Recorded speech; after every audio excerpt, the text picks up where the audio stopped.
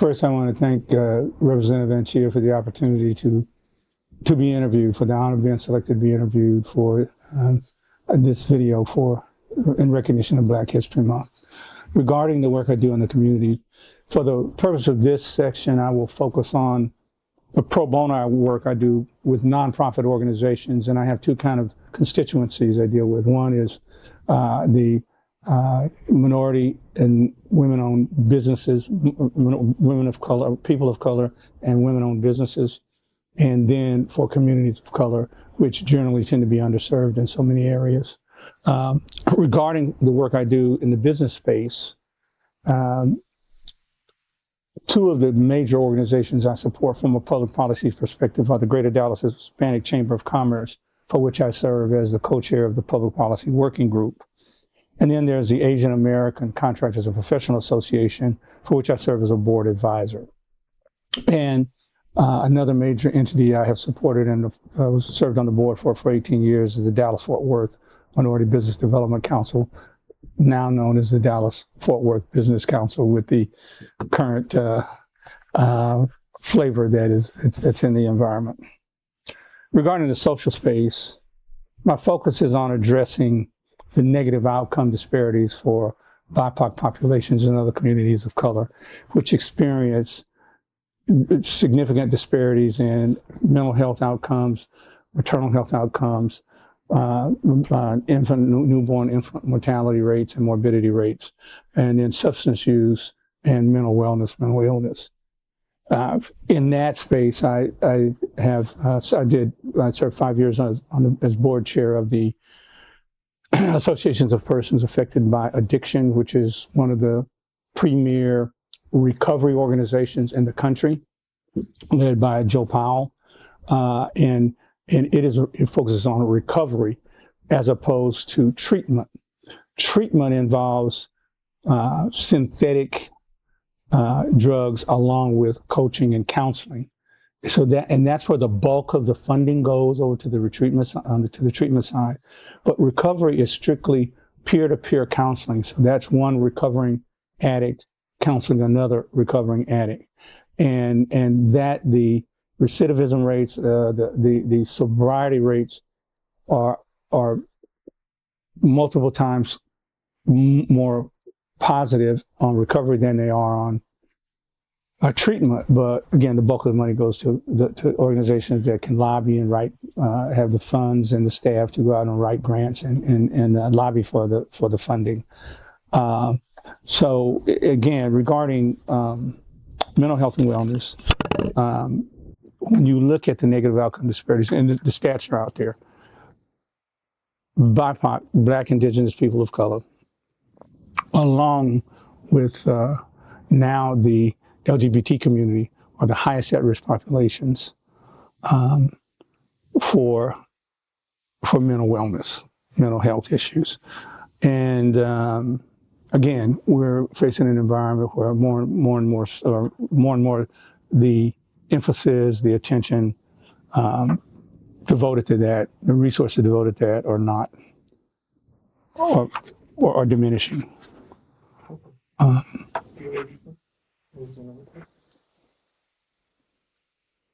What challenges have you faced and how did you overcome them? Hopefully I don't look it, but I'm a 75-year-old African-American male who spent my adolescence in the rural South, North Louisiana, which was a highly segregated culture. And if you know the history of segregation in the Deep South.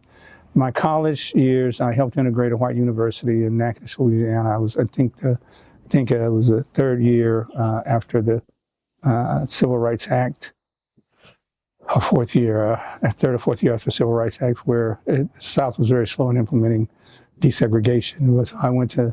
I was a freshman at Northwestern State University in Natchitoches, Louisiana in 1968. And again, then coming out of adolescence in a segregated culture, going then to a newly being integrated culture, there was a lot of stress in terms of the resistance that we're starting to see now. And you know, I sympathize with what people are going through now because I have that lived experience in my youth. So the challenges were different in a segregated society because I really went to a black school with black classmates, with black teachers who cared, was well educated, went to a white university where it was only desegregated by force, rather hostile environment. So that was a different set of challenges to navigate. Graduated from there. I managed to finish early and had a successful academic career.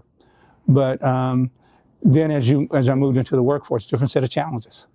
So again, newly integrated workforce, went to work for a major company. Not a lot of people looked like me, wore coat and tie. And there were only 3 black men in this multi-story building that I saw that wore coat and ties. The rest of the black and brown men were pushing mops and brooms. Different set of challenges. But again, managed to survive, to flourish, to thrive. Had a successful career and retired at 50 from a Fortune 50 company and launched my own business. And my business now is in its 26th year of continuous operations. Different set of challenges when you now go out as a minority business to try to start a business. So challenges are ever present. But that's true for people in general, It's not just true for minorities, it's true for people of color, it's true for people who are different. It's true for, it's a fact, and just how do we cope with it is what we got to figure out. And how did I overcome it? All throughout that, but you build the tolerance. It's a learned behavior, and you can determine how you want to react to what's in front of you. And so I think that for me, I made a few notes, and you have to believe in yourself. You have to believe in who you are, and not what. And those who know you, those who care about you, those who affirm you say you are, and not what society says you are, not what some segment of the population says you are, not what some stereotype says you are. So first, you got to have that belief, and you got to be committed to yourself and to believe. You have to have a belief that I am what I know I am, and not what you say I am. And then through that, you have to work through the discouragements without being defeated. You will be discouraged, but you cannot be defeated. And there's a difference. And don't confuse hardships. Don't confuse discouragement with defeat. You have to push through. Thirdly, you just have to believe that there is, I'm faith-based. I believe in God, and I wasn't always at the place in my faith where I am now at my age, but I've always throughout believed that there was a God, and that I was raised, to believe that, to understand that. It was instilled in me. And I've seen him carry me through all of these things. So one, believe in yourself, to be discouraged but not defeated, and then have faith in God. That's how I overcome. What advice would you give to people who want to make a difference? I would suggest, at a minimum, you need a process. And that process includes thinking, planning, and then doing. Don't just go do. Think. And in thinking, determine where you may be able to contribute. It's a hard play, but it's a head play. There's some dials you're not going to be able to move. But that may be where your heart is. But it's a head play too. What can I impact? And not that you're going to solve it, but where can you engage in the process? So you got to think about, where can I play? Not where do I want to play. 2, then how do I play? That's the plan. And it needs to be a progressive plan. So you may start as a volunteer. You may start as an intern. You may, but there's a first step. And then how do you, and you don't have to figure it all out at once, but you take a first step, And then that first step will inform your next step. That's the planning part. And you don't get locked in on this is where I am, because you make a decision based upon what you know then. But as you get involved, you get more information, you get new information. So think, plan, then do. Because if you think and plan and don't go to doing, you haven't done anything yet. But I really would suggest don't jump right in and start doing the doing. And then the other thing I would say is, number one, pray to God for an understanding of how He would like to use you, and be open. And it may not come clear just if you feel a nudge or do this. But I really encourage you to pray. And to those of you listening, pray for guidance and how you can be used. But then talk to others. Get other opinions. Go talk to someone that you know and trust, your peers, but talk to an older person, a family member, a priest, or a teacher, or a pastor, or a member of your church, or a member of your drill team, or cheer team, or sports team, and see what they think about it. Someone that you trust their judgment, and get their inputs. And then you put that together, seeking guidance. Then say, okay, think, plan, and do. What impact do you hope to leave for future generations? This actually be a short answer, but I have been blessed to see 4 generations. My generation, I have 4 daughters, I have 11 grandchildren, and I have 22 great grandchildren. I have to care about this world. So what I'm trying to do is, I have a right now vested interest in the future. And that's what drives the committed engagement I talked about earlier. That's what drives me in the public policy space. That's what drives me in the mental health space and the environmental space. But that's my impact, is what can I do to move the dial for BIPOC populations and mental health disparities. When you look at maternal health outcomes for women of color in the state of Texas, it's abysmal. So what can you do about that? You go through you try to work through the public policy process. So it is, I've found my lane. I'm not wide, I'm deep.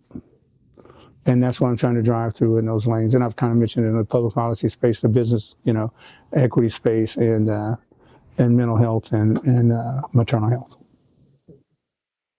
What does Black History Month mean to you? And this is I have a bifurcated answer. Means 2 parts. I recognize the challenge and the struggle it was to even get Black History. I mean, see, we don't forget. You guys aren't. I mean, we forget the struggle that people of color have had in this country to even get what we have. Getting a Black History Month, getting an Asian American Heritage Month, getting a Hispanic Heritage Month.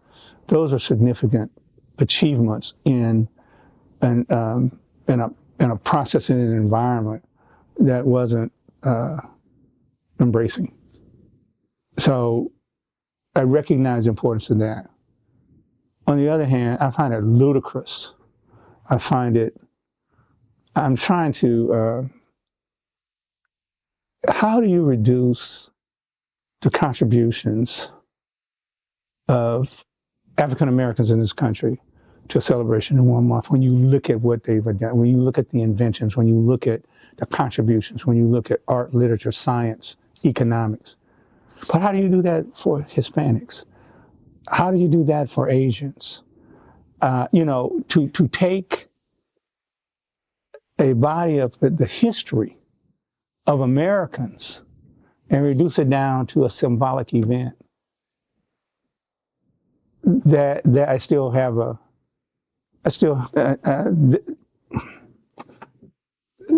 that's something that, again, I think is speaks to the overall nature, overall culture we live in. But I acknowledge and appreciate, because it was not easy to even get this. But we shouldn't be satisfied, and we should, and even now we still don't know all of the things what Latinos and African Americans and Asian Americans have done for this country. What is one message you want people to take away from Black History?